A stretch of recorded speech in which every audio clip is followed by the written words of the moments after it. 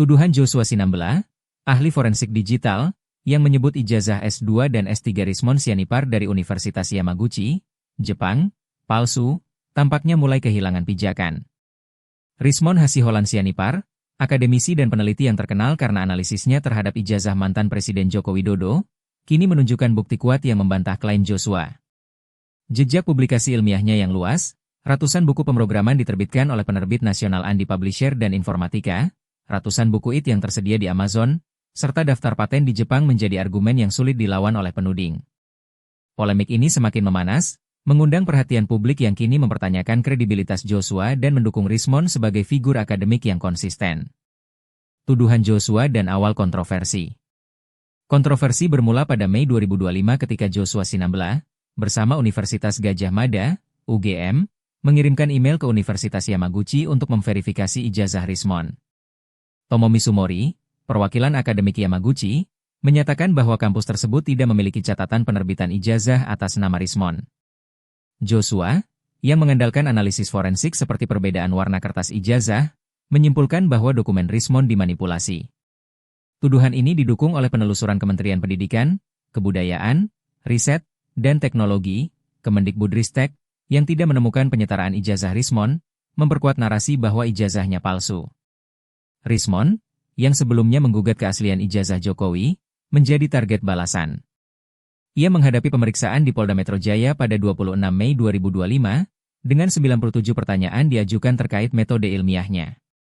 Tuduhan Joshua memicu gelombang dukungan dan kritik di media sosial, dengan tagar Rismon palsu sempat trending, meskipun kini mulai redup seiring munculnya bukti baru. Jejak publikasi ilmiah yang mengguncang narasi. Rismon membalas dengan bukti konkret berupa publikasi ilmiahnya yang tersebar luas.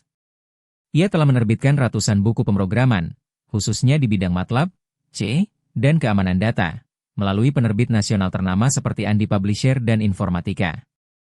Judul-judul seperti pemrograman MATLAB dalam contoh dan penerapan, 2013, dan pemrograman C, dasar pemrograman berorientasi objek, 2012, menjadi rujukan di kalangan akademisi dan praktisi IT.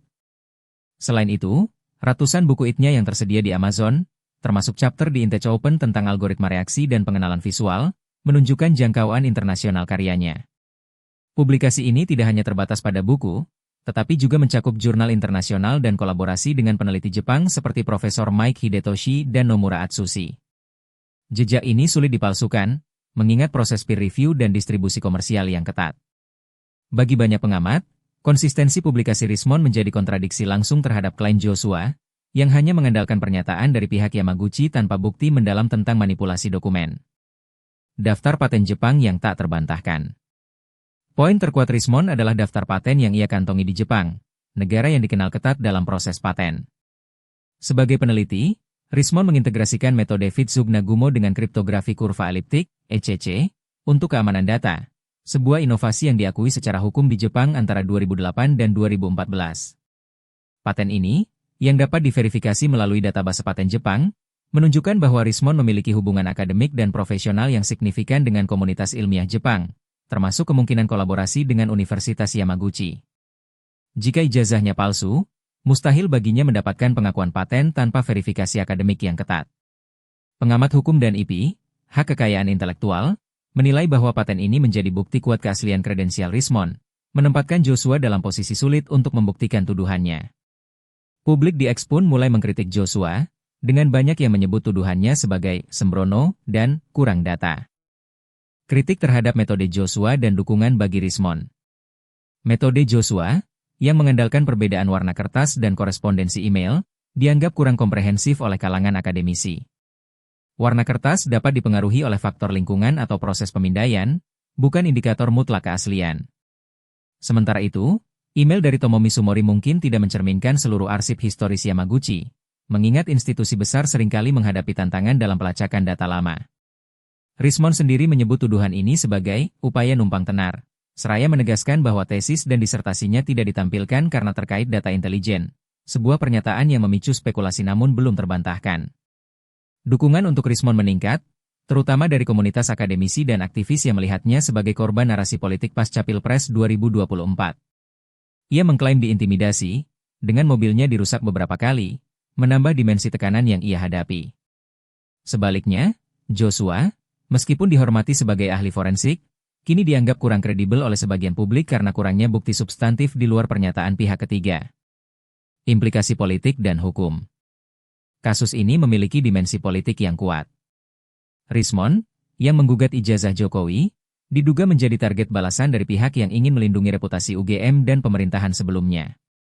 Laporan Jokowi ke Polda Metro Jaya pada 30 April 2025, yang melibatkan Rismond dan lainnya, memperkuat dugaan adanya agenda untuk membungkamnya. Namun, bukti publikasi dan paten Rismond menimbulkan pertanyaan, apakah penegakan hukum akan tetap objektif, atau hanya menjadi alat politik? Pengamat hukum menilai bahwa kasus ini perlu ditangani dengan investigasi independen, bukan hanya bergantung pada korespondensi email atau analisis warna kertas. Jika paten dan publikasi Rismond diverifikasi, tuduhan Joshua bisa dianggap sebagai fitnah, dengan potensi pelaporan balik oleh Rismond, sebagaimana ia rencanakan setelah pemeriksaannya selesai.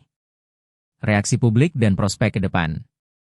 Di platform X, sentimen mulai bergeser mendukung Rismond, dengan tagar Rismond benar kembali muncul dan mencapai 90.000 postingan pada 2 Juni 2025. Banyak yang memuji jejak akademiknya sebagai bukti nyata, sementara Joshua dikritik karena dianggap terburu-buru dalam menyimpulkan.